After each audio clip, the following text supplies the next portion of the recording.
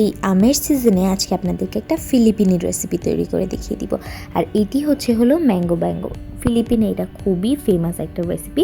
আসসালামু আলাইকুম viewers, mango ব্যাঙ্গো তৈরি করার জন্য এইখানে আমার সাবুদানা লাগছে। আর সাবুদানাগুলোকে আমি একদম সিদ্ধ করে নিব একটু লবণ দিয়ে। তো দেখেন সাবুদানাগুলো কিন্তু একদম সিদ্ধ হয়ে গিয়েছে। এখন আমি একটু ঢাকনা দিয়ে ঢেকে দিব। ঢাকনা দিয়ে ঢেকে দেওয়া হয়ে গেলে দেখেন আমার সাবুদানাগুলো কিন্তু এখন একদম পারফেক্ট লাগছে। তো এখন আমি একটা ব্লেন্ডার জারের মধ্যে পাকা আম নিয়েছি কনডেন্স মিল্ক, আর এখানে ইউজ করছি হেভি ক্রিম।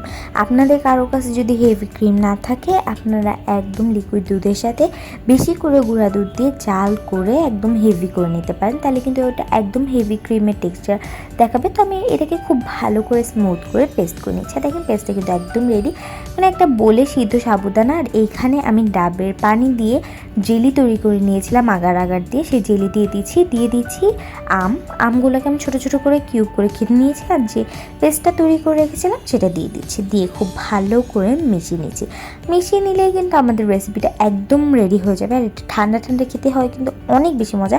তো এটা তৈরি করার পরেও কিন্তু অবশ্যই ফ্রিজে রেখে খাবেন, এটা খুবই মজা হয় খেতে।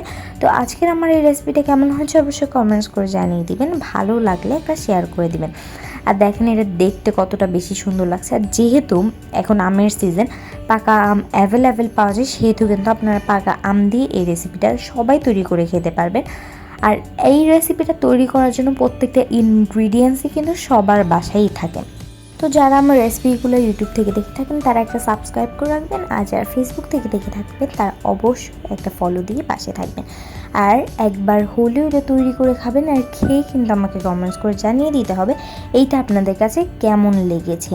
আর কারোর যদি কোনো পছন্দের রেসিপি থাকে যেটা আপনারা খুবই সহজ পদ্ধতি দেখতে চান, খুবই ইজি ওয়েতে, সেটা কিন্তু আমাকে কমেন্টস করে জানিয়ে দিতে পারেন। আপনাদেরকে ইজি ওয়েতে সেই রেসিপিটা তৈরি করে দেখানো হবে। তো এ পর্যন্ত সবাই ভালো থাকবেন, সুস্থ থাকবেন। নতুন কোনো রেসিপি নিয়ে আবার সামনে হাজির হব। আল্লাহ হাফেজ।